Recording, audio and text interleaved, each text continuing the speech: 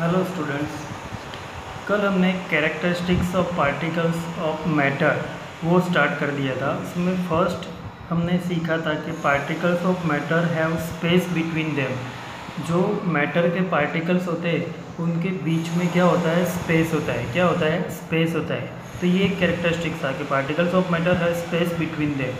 उसके बाद आगे नेक्स्ट टॉपिक है particles of matter are continuously moving. के दूसरा कैरेक्टर है कि जो पार्टिकल्स होते हैं मैटर के वो कंटिन्यूअसली क्या करते हैं, मूविंग करते हैं। तो वो कैसे पता चलेगा, तो उसकी एक एक्टिविटी देखते हैं, एक्टिविटी 1.3, राइट। इसमें सबसे पहले क्या करना है, the put an unlit incense stick in a corner of your class. How close do you have to go near it so as to get it smell. Put an unlit, unlit मतलब incense stick मतलब अगरबत्ती, जो बिना जलाए उसको ऐसे ही एक corner पे रखना है। How close to do you have to go, तुम्हें उसके कितने पास, कितने करीब जाना पड़ता है, टू गेट इट स्मेल, उसकी स्मेल लेने के लिए। तो जाना पड़ेगा उसके बहुत पास, राइट, जब उसे अभी जला ही नहीं है तो। फिर उसके बाद क्या करना है, now light the incense stick, अब उसको जला देना है।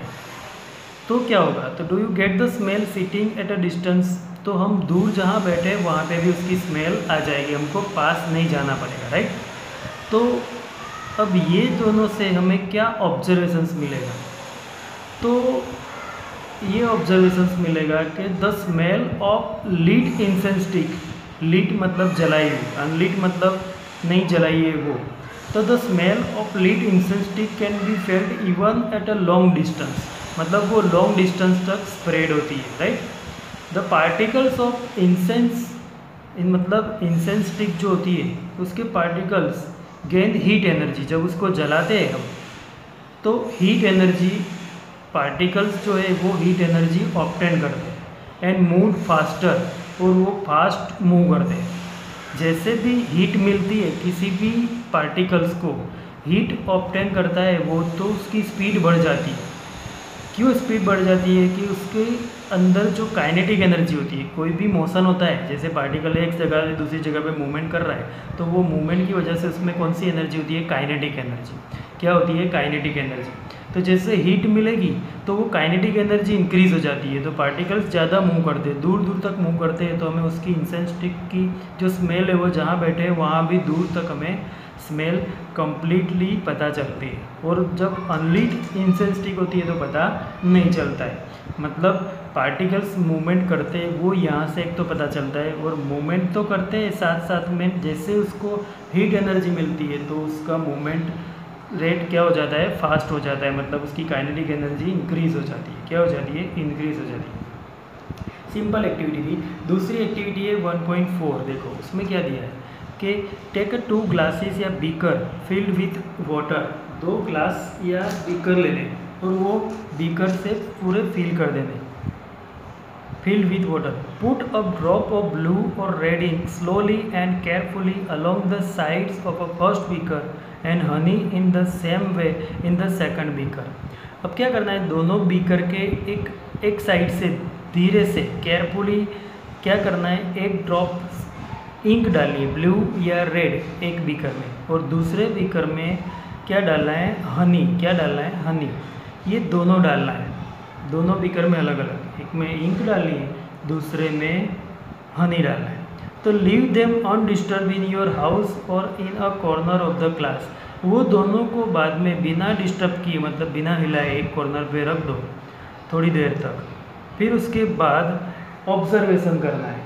तो ऑब्जर्वेशन करना है तो उसमें फर्स्ट क्वेश्चन पूछा कि what do you observe immediately after adding the ink drop. Ink drop डालने के बाद इमीडिएटली हमें क्या ऑब्जर्वेशन मिलता है, तो इसमें क्या होता है, तो the colour of ink start spreading, colour of ink start spreading, spread होना स्टार्ट हो जाता है। इंक का कलर पूरे बीकर या ग्लास में स्प्रेड होना स्टार्ट हो जाएगा। जैसे ही इंक का ड्रॉप्स डाला वो पानी में जाएगा, वैसे ही वो स्प्रेड होना स्टार्ट हो जाएगा। तो colour of the ink start spreading, ये होता है पहले तो। फिर उसके बाद दूसरा क्वेश्चन है what do you observe immediately after adding the drops of honey. Honey का ड्रॉप डालो तो क्या होता है, तो honey take a longer time, ये इतनी जल्दी जैसे इंक स्प्रेड हुई है हनी स्प्रेड नहीं होगा।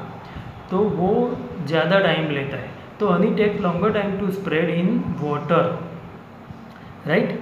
तो सिंपल और एक क्वेश्चन है कि हाउ मेनी आवर्स और day does it take for the colour of ink to spread evenly throughout the water, पूरे वाटर में स्प्रेड होने के लिए इंक को कितना टाइम लगेगा।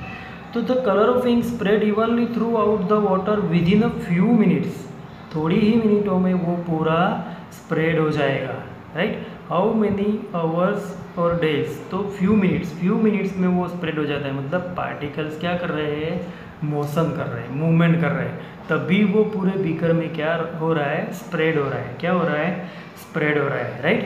फिर उसके बाद एक्टिविटी 1.5, तो एक्टिविटी 1.5 क्या है देखो।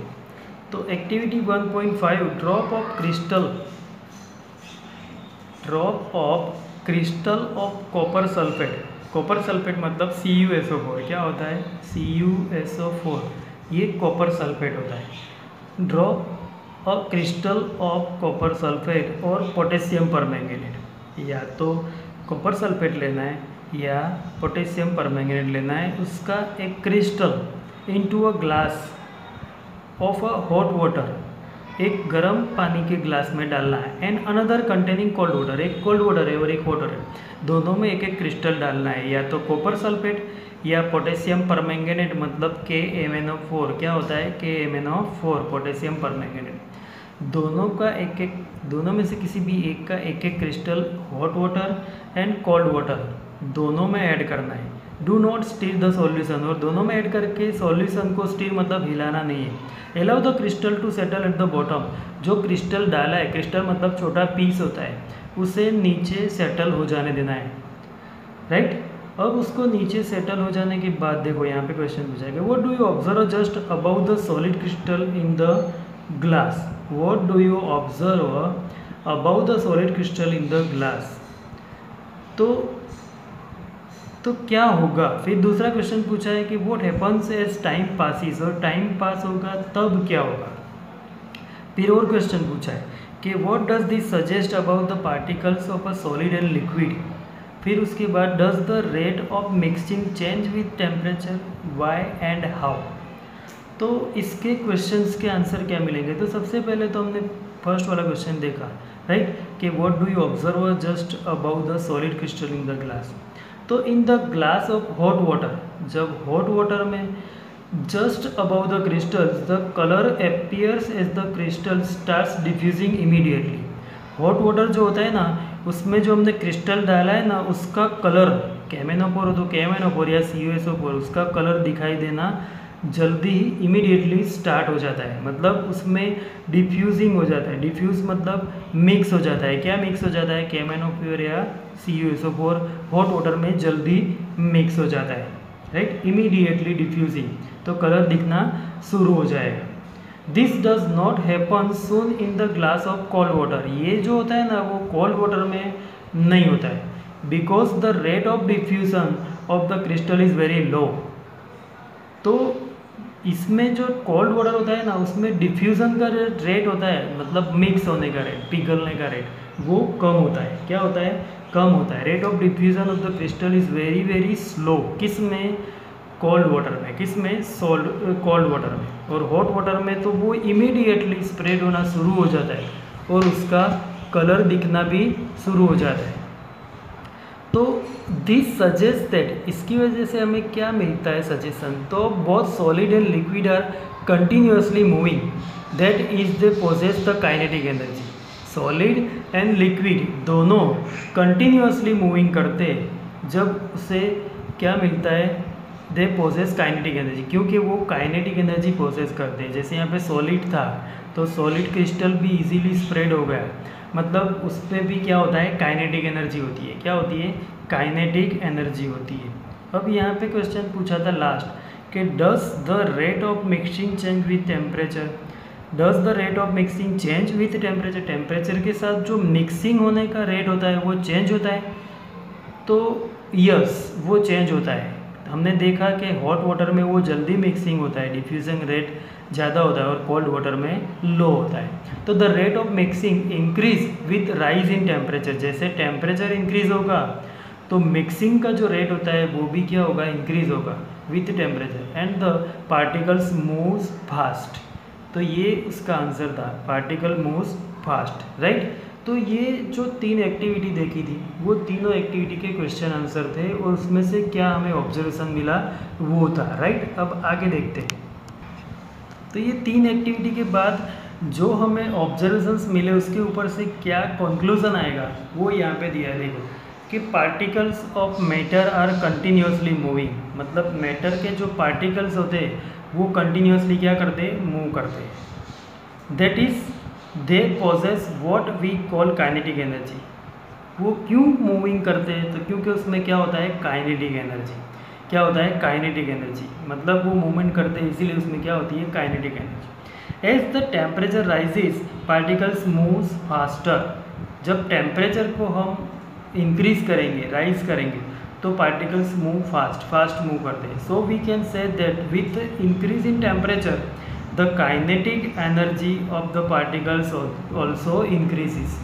इसका मतलब ये हुआ कि जैसे ही हम टेम्परेचर इंक्रीज करेंगे तो पार्टिकल्स की जो काइनेटिक एनर्जी होती है वो भी क्या हो जाएगी, इंक्रीज हो जाएगी, मतलब स्पीड बढ़ जाएगी, राइट।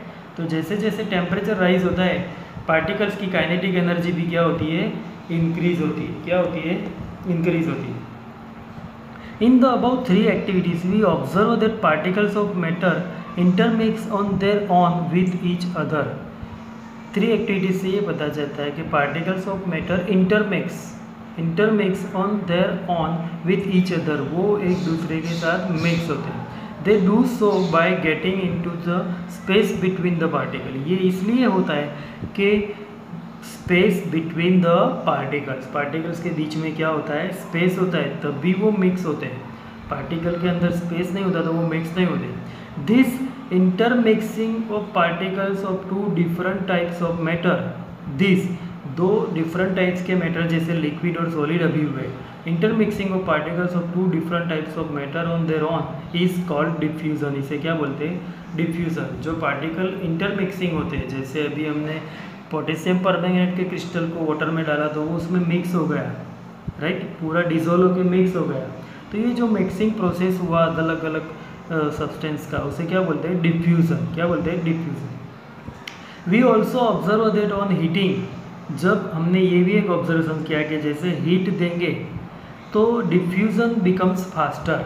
जो डिफ्यूज़न होता है वो कैसा होता है, फास्टर।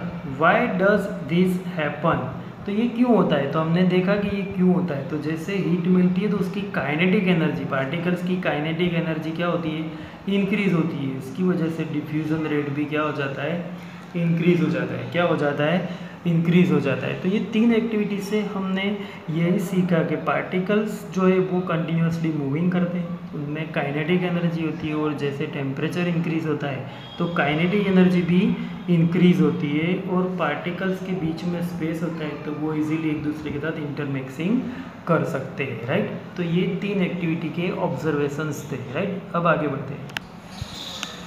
अब देखो आगे का टॉपिक है particles of matter attract each other. अभी यहाँ पे ये बताया कि पार्टिकल्स ऑफ मैटर, मैटर्स के जो पार्टिकल्स होते हैं वो अट्रैक्ट ईच अदर, मतलब एक दूसरे को क्या करते हैं, अट्रैक्ट करते हैं, मतलब एक दूसरे को अपनी तरफ खींचते हैं, राइट।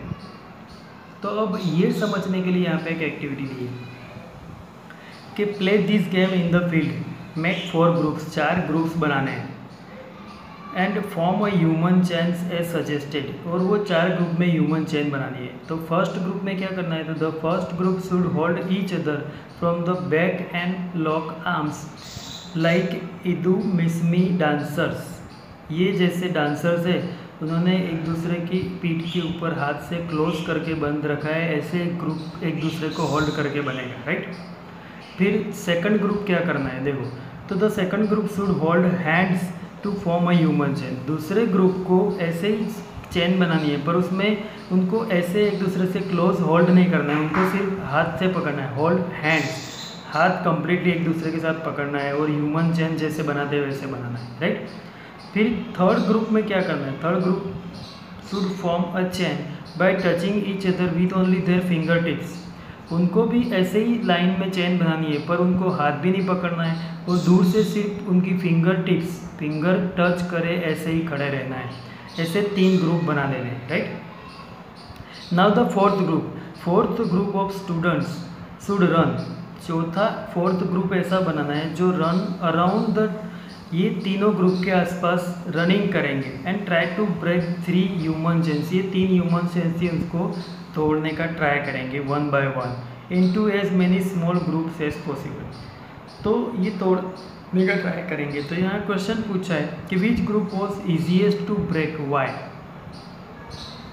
तो सिंपल है, तो जो थर्ड ग्रुप था जिसमें सिर्फ फिंगर की टॉप को टच किया था और चेन बनाई थी, वो इजीली क्या हो जाएगा, ब्रेक हो जाएगा। तो the third group was easiest to break. They were holding each other with a very weak chain. उनकी चेन वेरी वीक थी क्योंकि सिर्फ उनके बीच में टच का कॉन्टेक्ट था। That means the attraction between each other was negligible. दोनों के बीच में दो बीच में कंटिन्यूस हो, दोनों कोई भी 2 पर्सन उनके बीच में, वहाँ पे अट्रैक्शन निग्लिजिबल होता है, ज़्यादा अट्रैक्शन नहीं है, वो दूर है, इसलिए वो थर्ड ग्रुप वाला इजीली ब्रेक डाउन हो जाता है। If we consider each student in a chain as a particle of matter, then in which group of the particles hold each other with the maximum force. अभी यहाँ पे ऐसे समझो कि ये अलग अलग ग्रुप बनाए हैं, उसमें जो एक स्टूडेंट है वो पार्टिकल्स है, राइट। तो कौन से ग्रुप में ज़्यादा अट्रैक्शन फोर्स होगा, सबसे ज़्यादा अट्रैक्शन फोर्स के जो इजीली टूट नहीं सकता है। तो सिंपल है, फर्स्ट ग्रुप जिसमें ऐसे क्लोज एक दूसरे के थे। तो in the first group the particles hold each other with a maximum force. First group में पार्टिकल्स एक दूसरे के साथ ज़्यादा अट्रैक्शन फोर्स के साथ जुड़े हुए, और थर्ड ग्रुप में सबसे मिनिमम अट्रैक्शन फोर्स होता है, राइट। तो ये याद रखना है कि पार्टिकल्स जितने पास होते हैं उतना अट्रैक्शन फोर्स ज़्यादा होता है, और जितने दूर होते हैं उतना अट्रैक्शन फोर्स कम होता है। तो इस एक्टिविटी से सिर्फ अभी यही याद रखना है, अट्रैक्शन फोर्स कहाँ ज़्यादा होता है, क्लोज हो तो ज़्यादा होता है, दूर हो तो कम होता है। उसके बाद दूसरी एक्टिविटी नेक्स्ट वीडियो में देखेंगे, राइट।